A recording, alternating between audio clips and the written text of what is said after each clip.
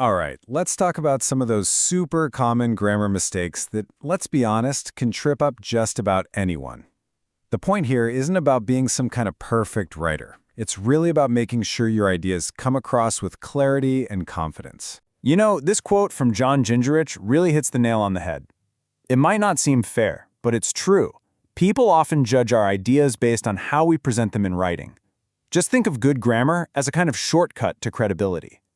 It's a simple signal that you're someone who pays attention to the details. Look, we've all been there. We've all made these mistakes, and that's okay. The goal isn't to turn you into some kind of grammar professor. Nope. This explainer is all about giving you some quick, really practical tools that'll help your writing shine. We're going to start small with some simple word mix-ups and then build our way up to the bigger sentence stuff. First up, let's talk about the imposters. These are those words that sound alike but mean totally different things. Nailing these is such an easy win for making your writing feel way more polished. Okay, let's tackle its versus its. There's a super simple substitution trick that works every single time. Just ask yourself, can I replace this word with it is or it has? If the answer is yes, then you absolutely need that apostrophe, its. If it sounds wrong, then it's the possessive one, its. For instance, you'd never say, the cat licked its paw, so you know it's got to be its paw. Simple as that. And here's the other classic trio that trips people up. There, and there. The memory tricks for these are pretty straightforward. There has an I in it, and I own things, so that one's for possession. There has the word here hiding inside it, which helps you remember it's about a place. And there, well, it's got that apostrophe, which is your big clue that it's a mashup of two words, they are. Effect versus effect. This one can be tricky, but here's a fantastic little memory aid. A is for action.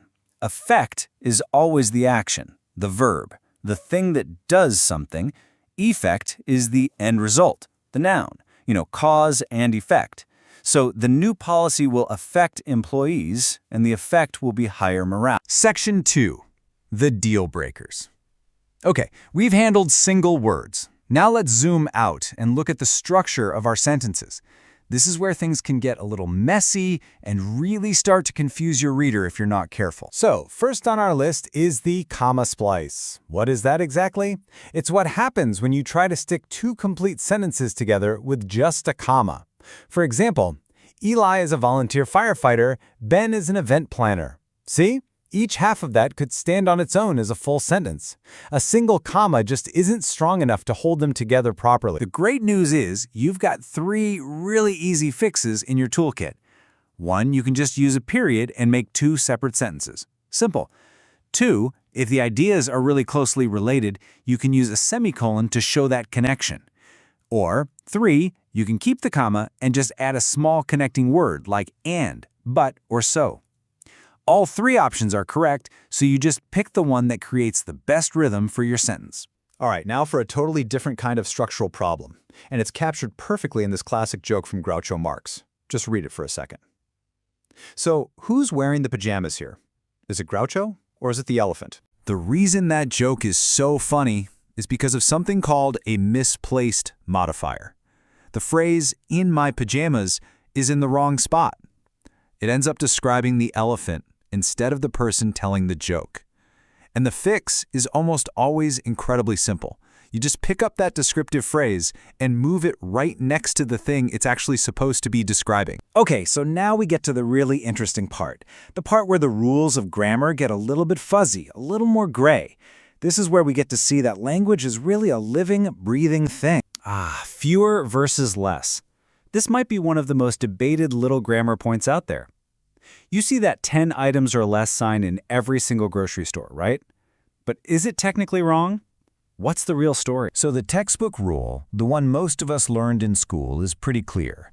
You're supposed to use fewer for things you can actually count one by one, like apples or employees, and you use less for things you can't count individually, like time or water or success. But, and this is what's so fascinating, that rule is actually pretty new. Linguists point out that it was only proposed back in 1770, Before that, for about 1,000 years, English speakers used less for pretty much everything, whether you could count it or not. It's a perfect example of how common use over time can actually change what's considered correct. I think this quote from Dr. Stephen Novella sums up a really smart, balanced way to think about this. So what's the takeaway? Know your audience. If you're writing a formal report, yeah, stick with fewer employees. It's the safer, more traditional choice. But when you see that 10 items or less sign, you don't need to get upset. Just recognize that you're watching language evolve in real time. Okay, let's bring this all home. Grammar isn't about memorizing some giant, dusty rulebook.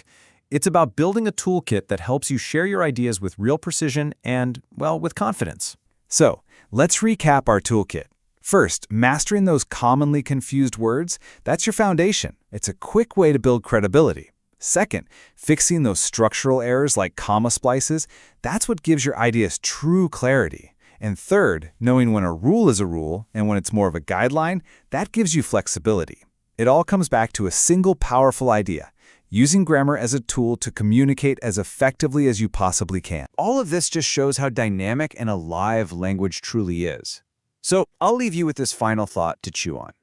As our language continues to change and evolve, which grammar rule that we follow pretty strictly today do you think is going to be the next one to go?